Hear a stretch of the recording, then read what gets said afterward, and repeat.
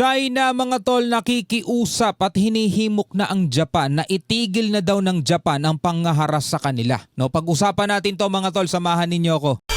I'm just a young nigga chillin' on it. First time I seen ice was a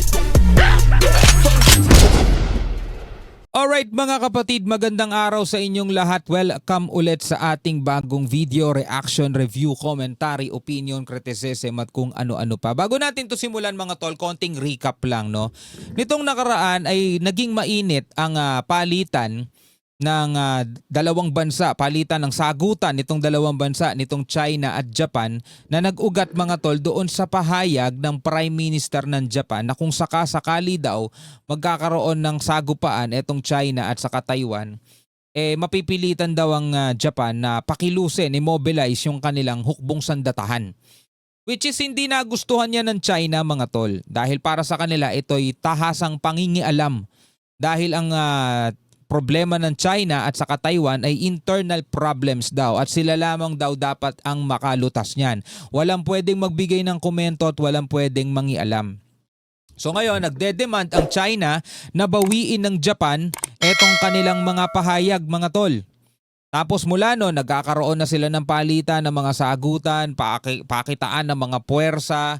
Diba? Etong Japan maglalagay na ng missile doon sa kanilang Yonaguni Island na 100 kilometers lang mula doon sa Taiwan. Ngayon, sa gitna mga kapatid ng mga bangayan na yan ay nagpapalitan na ngayon sila ng paratang sa isa't isa kung sino ang nangunguna at kung sino yung may kasalanan. So tulad na lamang nitong panonoorin natin dito sa Net25. Sabi rito, China at Japan nagsisihan sa gitna ng tensyon sa military exercises o exercise. Sabing ganon mga kapatid, inaakusahan daw ng China o ng Beijing ang Tokyo ng panghaharas sa Chinese military exercise. So panoorin natin to mga tol, alamin natin kung ano ang buong detalye, samahan ninyo ako. Pero bago natin to simulan, huwag niyong kalimutan mag-subscribe, click nyo na rin ang notification bell para ma-notify kayo whenever na may mga bago tayong reaction video tulad nito. At kung ikaw naman ay nanonood sa ating FB page, syempre huwag niyong kalimutan mag-follow and like. Nasa 167,000 na po tayo. Maraming salamat. Madalas tayo nagbibigay ng mga reaction at commentary, analyze o pag-aanalisa sa mga balitang may kaugnayan ngayon mga tol, sa mga kaguluhan na pwedeng sumiklab dito sa ating daigdig. No, huwag na natin patagalin pa, panoorin na natin to. Samantala, hinimok ng China na tigilan na ng Japan ang di umano'y panghaharas nito sa isinasagawang regular Chinese military exercise. Okay, so Japan ang nangaharas daw sa China, sabing ganun ng China. Maging ang pagpapakalat umano ng Japan ng mga maling impormasyon ay kinunde na rin ng China. Oh, so Japan din ang nagpapakalat ng mga maling information mga tol. 此次事件的关键是日本战斗机 Ito, basahin na lang natin kasi Chinese yung sinasabi niya. The key issue in this incident is that Japanese fighter jets intruded into China's training area. So habang nagsasagawa daw ng pagsasanay etong China doon sa kanilang area, training area nila, bigla daw pumasok. 'Di ba? Etong fighter jets ng Hapon, ng Japan. 机擅自闯入 Without authorization, conducting close-in reconnaissance and interference 中方演训区域，对中方军事活动抵近侦 with China's military activities. 查干扰，还恶人先告状， Furthermore, Japan has preemptively accused China of radar illumination, distorting the truth. No? Ito yung report kahapon mga tol na sinasabi ng Japan na naka-lock in na daw sa kanila mga tol etong radar ng China, yung mga fighter jets nila, at naka-lock na daw mga tol sa mga aircraft nila. Yun ang sinasabi ng Japan eh.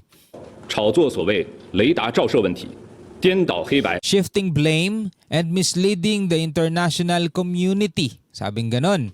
嫁祸于人，误导国际社会。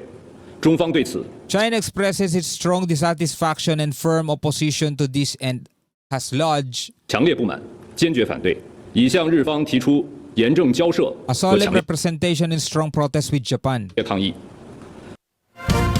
Agad namang pinabulaanan ng Japan ang mga paratang ng China. Nanindigan ng Japan na malayo ang mga self-defense forces aircraft nito sa mga Chinese fighter jets. Kinunde na rin ni Japanese Prime Minister Sanae Takaichi ang radar lock-on ng China. 今回のレーダー照射というのは航空 China's radar lock-on was a dangerous act exceeding the scope necessary 安全な飛行に必要な範囲を超える危険な行為でございます。でこのよう for the safe flight of aircraft, and it is extremely regrettable that such an incident occurred. な事案が発生したことはもう極めて残念です。で中国側には強く抗議し再発 We strongly protested to the Chinese side and we have sternly demanded that it not occur. をこの厳重に申し入れするということを行いました。冷静かつ We will respond calmly and resolutely, sabing ganun. Ngayon, kung kayo tatanungin mga tol, sa tingin ninyo, sino nagsasabi ng totoo sa kanilang dalawa? Dito sa isang balita, may kinalaman pa rin mga kapatid dito sa kanilang sagutan. Inaakusahan ng Japan ng paggamit ng puwersa militar ang Japan, inaakusahan ng China ang Japan ng paggamit ng militar. No, yun ang sinasabi ng China, ginagamitan na daw sila ng military nitong Japan mga tol, no? Sabi rito nga sa report, inakusahan ng China ang Japan ng paggamit ng puwersa militar upang sindakin umano ang kanilang bansa. Sabing ganon mga tol, biruin mo napakalaki ng China, no? Tapos sisindakin sila ng Japan. Ganun din sinasabi nila sa atin mga tol eh. 'Di ba? Yung pagkalaki-laki nilang barko, hinaharas daw ng maliit na barko natin, 'di ba? Biruin niyo 'yon. Panoorin natin 'to. Inakusahan ng China ang Japan na gumagamit ng puwersang militar upang sindakin umano ang kanilang bansa. Biruin mo yung China nagsasabi nun mga tol Yung China nagsasabi nun. 明眼人都 Sila may pinakamalaking naval forces sa buong mundo mga tol. Tandaan ninyo 'yan. 'Di ba? 看得很清楚。 It's fairly apparent that the Japanese side is up to by spreading disinformation in military 日方此时蓄意散布和炒作军事安全领域的 and security areas and creating tension at this particular time. 虚假信息，渲染紧张局势，完全是别有用心。我们强 We strongly urge the Japanese side to immediately stop its dangerous harassment 烈敦促日方立即停止滋扰中方正常演训活动的危险行为， of China's military exercise and training and stop all irresponsible allegations and political manipulation. Well, ito'y pahayag mga kapatid. Ang pangalan nito, kalimutan ko pangalan nito eh. Pero yan ay tagapagsalita talaga ng China. Maraming beses na natin siya napapanood. Yan din yung mga mahihilig magsalita ng sa atin, don't play with fire. Di ba paulit-ulit din nilang sinabi yun sa sa Japan. Don't play with fire. Those who play with fire will be perished, sabing ganun. Di ba? Alam nyo mga tol, yung China, silang tinuturing ngayon na may pinakamalaking hukbong sandatahang pandagat mga tol. Sa napakalaki nilang bansa, napakalaki rin mga kapatid ng kanilang hukbo. Ngayon, sila ang nag-aakusa o sila ang nagsasabing hinaharas daw sila ng Japan. Ngayon, kung ikaw ang tatanungin bilang isang ordinaryong tao, manonood, sa tingin ninyo mga tol, which is which? Sino sa kanila ang totoong nangaharas? Sino sa kanila ang totoong nagpapakita ng puwersa at nag-i-intimidate? Comment kayo sa ibaba. 停止一切不负责任的虚假炒作和政治操弄。 Sinabi ito ni Chinese Foreign Minister Wang Yi at iniulat naman ni Foreign Ministry spokesperson Ko Jiakun nang makipagpulong ito kay German Foreign Minister Johann Wadephul sa Beijing. Dagdag pa ni Wang, ginagamit daw ng China ang isyong ito sa Taiwan upang guluhin ang status quo sa rehiyon at palakasin ang military threat nito sa Asia. Kasunod dito ng ulat ng Japan na ukol sa di umano'y pagtutok ng radar ng Chinese fighter jets sa isang nagpapatrolyang Japanese military aircraft sa international airspace malapit sa Okinawa Island ng Japan. Kinundena ng Japan ang naturang aksyon ng China na sa ilang okasyon na inakusahan ng Tokyo na puwersahang ginugulo ang mga military drills nito sa rehiyon. Samantala, maring itinanggi ng Japan ang mga alegasyon at pinabulaanan ng paratang ng Beijing kung saan sinabi nila na ang pagmobilisa ng fighter jets at pagsasagawa ng war games ng napakalapit sa territorial waters ng mga bansa at ang paulit-ulit na pangaharas nito sa Taiwan ang pangunahing banta sa kapayapaan ng rehiyon. Sa katatandaan ninyo mga tol, ilang beses nang pinapasok ng China itong mga airspace ng Japan nang walang pahintulot. At the same time mga kapatid, paulit-ulit nilang inaagaw o kinukuha, gusto nilang makuha yung Senkaku Island, which is matagal nang okupado ng Japan yan. Gusto nilang kunin dahil sinasabi nilang kanila daw yun mga tol. At hindi lang naman kasi silang bansa ang nakakaranas ng ganyan. Kahit dito tayo mga kapatid sa Pilipinas, alam natin marami ang mga area, marami ang mga features dito sa West Philippine Sea ang inukupa na ng China at sinakop na nila. Maging yung traditional fishing ground na dapat ay malaya tayong nakakapangisda, pinagbabawalan nila tayo. Nagsasagawa tayo ng mga maritime domain awareness, nagpapalipad sila ng mga flare, at hinaharas tayo ng kanilang mga eroplano, nilalapitan tayo ng pagkalapit-lapit. Pinakamalapit na nagawa nila 10 meters lang mga tol.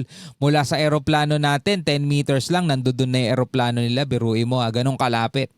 Diba? 50 nautical miles pa lang mula doon sa Zambales mga tol, nagre-radio challenge na sila. Ngayon, paano natin sila paniniwalaan na sila ang hinaharas ng Japan?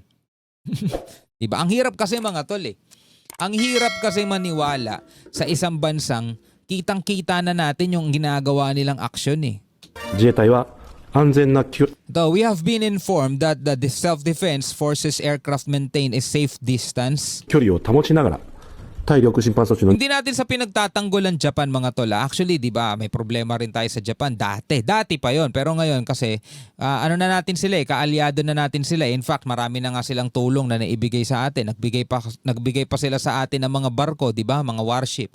Mga napaglumaan man nila yon pero malaking tulong pa rin yon. Hindi sa pagtatanggol sa kanila. Pero batay na rin mga tol sa mismong first-hand experience ng ating bansa. Alam na natin mga tol kung ano yung ginagawa ng China. 任務に当たっていたと報告を受けており、自衛隊の航空機 Therefore, the Chinese sides claim that the SDF aircraft seriously impeded the safe flight. が中国の航空機の安全な飛行を深刻に阻害したとの中国側の Of the Chinese aircraft is unfounded. 指摘は当たりません。冷静に、 We will continue to respond calmly and resolutely. かつ毅然と今後も対応してまいります。 So yun sabi nila, pananatili daw silang sasagot o magre-responde ng mahinahon. Sabing ganon. 政府としては中国軍の The Japanese government will 我が国周辺海空域における動向について continue 引き続 siguro き yan 注視する to とともに closely monitor. 我が国周辺海空域における警戒監視活動等に万全を期してまいります。 Well, hindi na natin nabasa mga tol kasi natakpan na. Anyway, bilang mga Pilipino, ano ang inyong masasabi? Tulad nga ng tanong ko kanina, sa tingin ninyo, which is which? Sino sa kanila ang nagsasabi ng totoo at sino nagsasabi ng kasinungalingan? Sino sa kanila ang totoong nangaharas at sino sa kanila ang totoong biktima? Comment na lamang kayo sa ibaba. Hanggang sa muli, ako nga pala si Shobal D. Peace out.